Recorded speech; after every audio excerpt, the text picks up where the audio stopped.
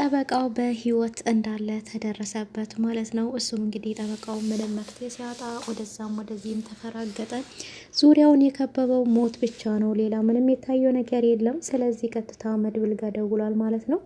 መድብል ጋር በመደወልም እንግዲህ እኔ አለው ያን ምስኪን ደሃ እባካችሁ ነፃ አውጡልኝ በማለት እንግዲህ ለመድብል ነግሮታል ማለት ነው። መድብልም ደግሞ እኔን ለማሸነፍ በዚህ አይነት ሴራ ነው የመጣችሁት፣ ደግሞ እኔን በምንም ነገር አታሸንፉኝም፣ አትልፉ፣ አንተ የዝና ግብረ አበር መሆን አለብክ እንጂ ጠበቃው ሞቶ እኮ ተቀብሯል፣ ምን አይነት ነገር ነው የምታወሩት ነበር ያለውና ዝና የሄደበት ርቀት እንግዲህ በጣም የሚገርም ርቀት ነውና ነገር ግን እኔ ጠበቃው ነኝ አትጠርጥር እራሱ ነኝ ነበር ያሉና እኔ ድምጥህን አላቅ፣ እሺ በአካል እንገናኝም ቢለው ይቅርታ እኔ በአካል አሁን መገናኘት አልፈልግም፣ ምክንያቱም አሁንም ሊገለኝ እየፈለገኝ ነው ያለው፣ ከአንተ የምገናኝበት ጊዜ እሱ ቢያገኘኝ በመጀመሪያም እንደ ሞትኩ ለቤተሰቦቼ ይነግሯል፣ አሁንም እንደ ይገለኝና ያሰናብተኛል፣ አሁንም አምልጬ ነው ነበር ያለውና ሊገለኝ ሙከራ አድርግቶ አምልጬ ነው ነበር ያለው ማለት ነው። እንግዲህ በጣም የሚገርም ነው የወጣበት መንገድ። እንግዲህ እንዴት ሊሆን ቻለ? እኔ እኮ የጠበቃው ቤተሰብ ብለው እነሱ ቤተሰቦቹ ጋር ሄጄ ነበረ። ዘመድ አዝማዱ ተሰብስቦ እያለቀሰ ነው። ደግሞ እኮ ተቀብራለም። ማነው ታዲያ የተቀበረው ቢልም እንግዲህ አይ ሌላ ነገር ነው የተቀበረው ነበር ያለው። መድብል ግን ሄጄ ሳጥኑን መክፈት አለብኝ፣ ምንድን ነው የተቀበረው? ምንድን ነው ሳጥን ውስጥ አርግቶ የቀበሩት? በማለት እንግዲህ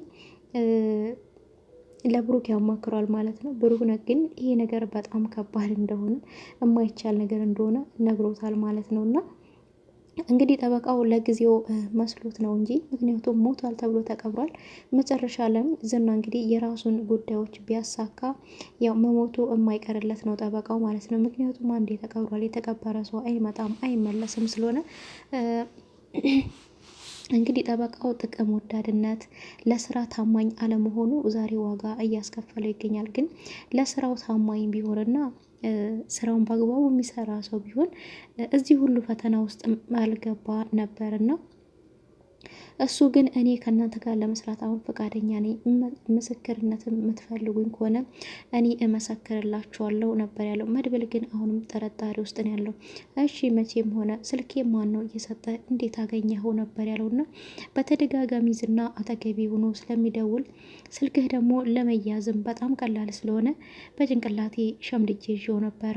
አሁን የደወልኩልህም በሰው ስልክ ነው።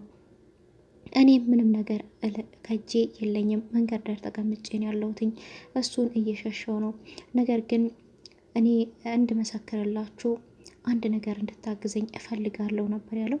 እሱም ቤተሰቦቼን እሱ የማይደርስበት ቦታ ራቅ አርግታ አስቀምጥልኝ ነበር ያለውና እንዴ ቤተሰቦቼ ነብት ብለውም እንግዲህ አላቅም የት እንዳሉ፣ ሰሞኑን መንገድ ላይ ወርቋል ሲሉ ሰምቻለሁ። ይሄ ሁሉ እኔ ነኝ ዋጋ ያስከፈልኳቸው። ኪራ የሚከፍልላቸው ሰው ጠፍቶ የሚበሉት የሚጠጡት ነገር አጥተው መንገድ ላይ እንደወደቁ መረጃ ደርሶኛል። አሁን ግን ወዴት እንዳሉ አላቅም፣ ዘመድ ጋም ሊሆኑ ይችላሉ እንግዲህ በማለት ዘመዶቹ የሚገኙበትን አካባቢ ነግሮታል ማለት ነው። እሱም እንግዲህ አንተ ያላወቀውን ቤተሰቦችን እኔ እንዴት ላውቅ እችላለሁ? ይሄ ሁሉ ዋጋ ያስከፈለክ ለስራክ ታማኝ አለመሆንክ ነው። ይህን ሁሉ አመት ስትሰራ ደግሞ እንዴት ባንክ ውስጥ ገንዘብ የለክም ወይ በማለት ነበር የጠየቀውና እሱም እንግዲህ ገንዘብማ ምን ገንዘብ አለኝ፣ ያለኝን ገንዘብ በየመሸታ ቤቱ ከሴት ጋር እየጨፈርኩ ጨርሼዋለሁ። ይህ ይመጣልብኛል ብዬ አስቤ አላቅም። ለስራ የታማኝ ሆኜ ብሰራ ኖሮ ይሄ ሁሉ አይመጣብኝም ነበር ብሎ እንግዲህ እየተቆጨ ይገኛል። ነገሩ ጅብ ታለፈ ውሻ ጮኸ ነው። መጀመሪያ እንደዚህ ራሱ ማድረግ አልነበረበትም፣ ግን ሆኗል።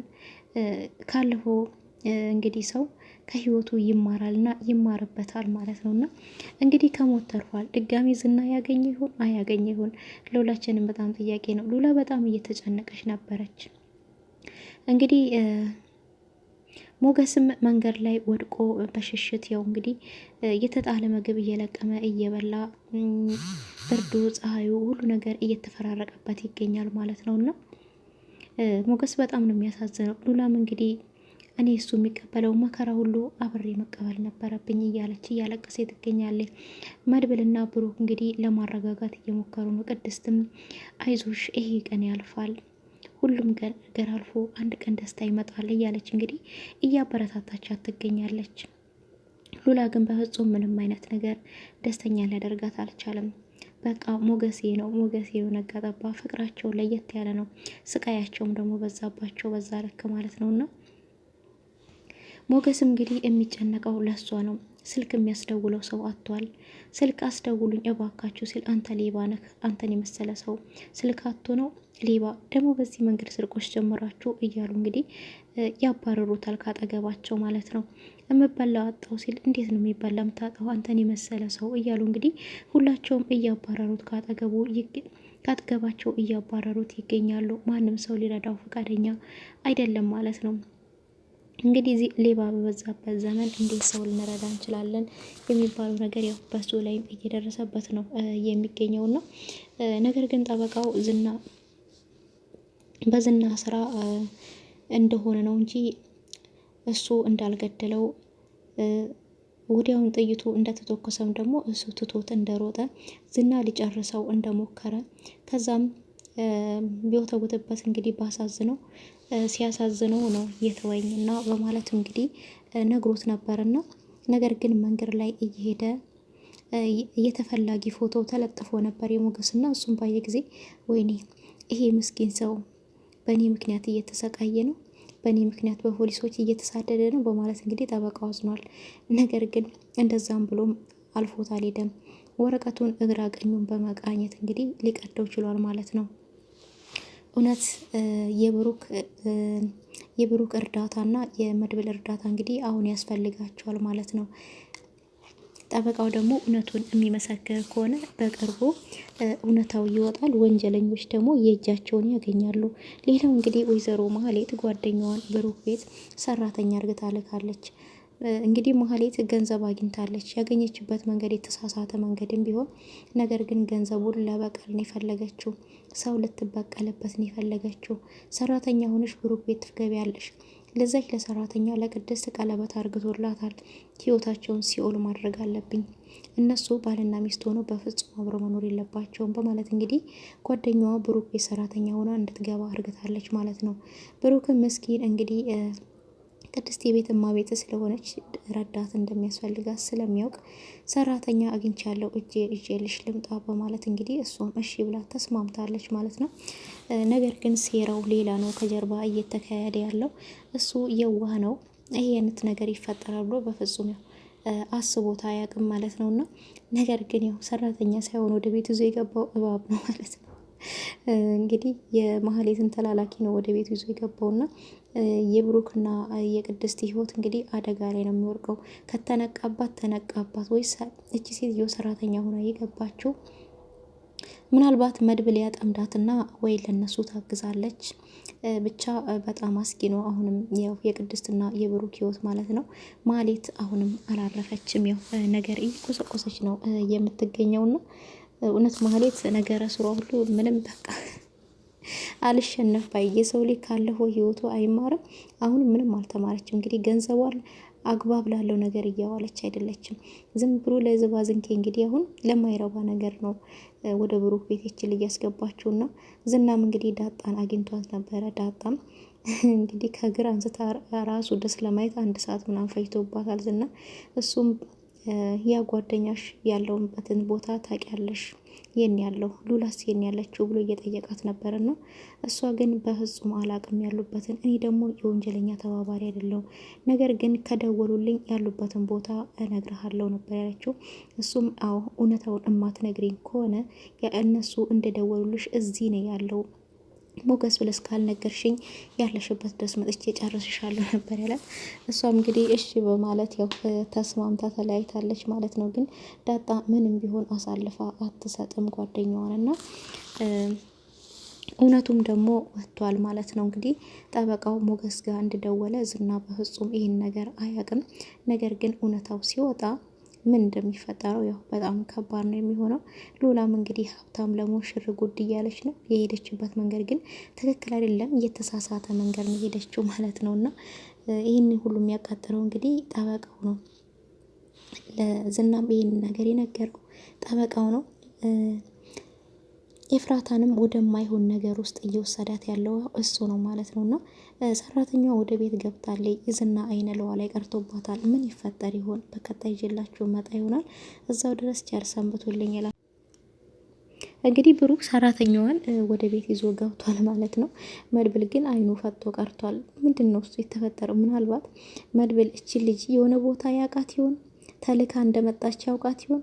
ወይስ ደግሞ የሆነ ነገር ሊጠረጥር ይችላል ብዬ አስባለሁ መድብል ማለት ነው። ምክንያቱም ተኳኩላ አምሮባት ምናምን ሄደችው። ጠበቅ አርግቶ መድብል የሚፈትሻትና የሚመረምራት ወይም ደግሞ ካሜራ ገጥሞ የሚከታተላት ከሆነ እውነቱን ሊደርሱበት ይችላሉ። ምክንያቱም በርቀትም የተከታተለ ሰው ምናልባት ቢኖር እንግዲህ ማህሌት ቤት እስከሚገቡ ድረስ የምታሳየው ሪያክት በቃ በደንቡ መተወን አለብሽ፣ ብሩክን ማሳመን አለብሽ በደንቡ ተውነሽ ስላለቻት በጣም እያለቀሰች አሰሪ አባራኝ ነው፣ የ3 አመት ደሞዝ ከልክላይ ነው፣ በቃ ቴሌቪዥን ተሰብሮብኝ ነው ድንገት ምናምን እያለች በቃ ብሩክን ለማሳመን ያላደረገችው ነገር የለምና እሱ ግን ተስማምቶ በቃ ተያዝሽን ዋስ የሚሆንሽን ሰው ይዘሽ ትመጫለሽ ሲላትም እንግዲህ እሺ በቃ እዛ ይምጣና እንነጋገራለን በማለት ነበረ ወደ ቤት ይዟት ሄደውና እሷ እንግዲህ አዎ ብሩክ የዋህ እንደሆንክ እኮ አውቃለሁ። ይህ የዋህነትህ ደግሞ እስኪ ድረስ እንደሆነ አላውቅም። ህይወትህን ነው ሲኦል ማደርገው እያለች ነው የምትገኘው። እንግዲህ ብሩክና ቅድስት በምንም ምክንያት መለያየት የለባቸውም። በምንም ምክንያት በመካከላቸው የማይሆን ነገር መግባት የለበትም። እንግዲህ ሰራተኛው ወይ ሊነቃባት ይችላል፣ አይታወቅም። ማህሌት ከዚህም በፊት በነገራችን ላይ ምንም ተሳክቶላት አያውቅም።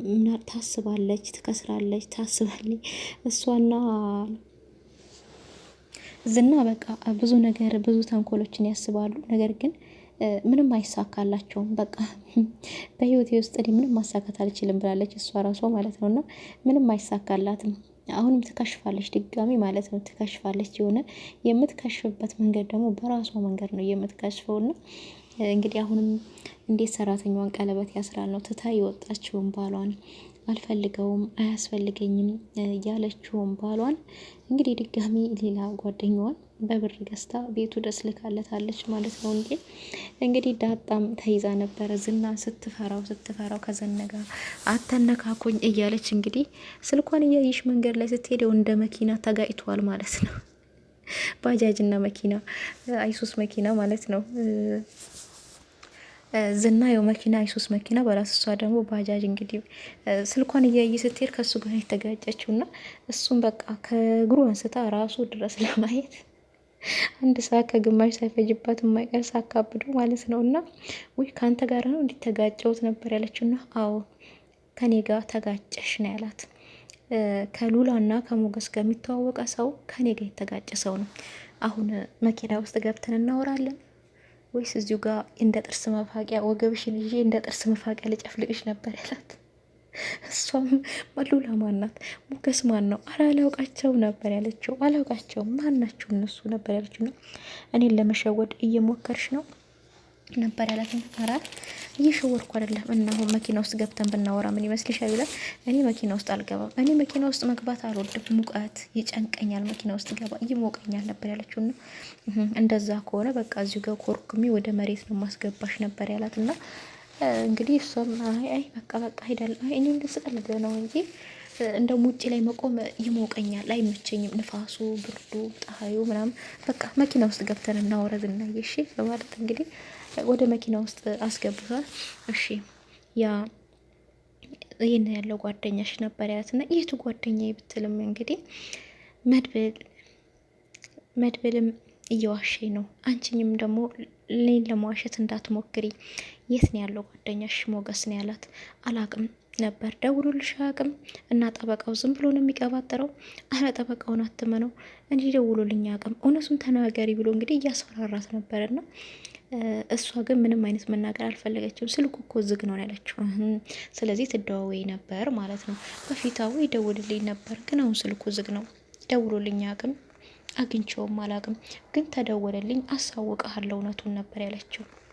እሱም አዎ እሱ ከደወለልሽ ወዲያውኑ ደውለሽ ለእኔ ታሳውቅኛለሽ እና እኔ የምልሽ ቦታ ትቀጥሪዋለሽ፣ ይዘሹ ትመጫለሽ ነበር።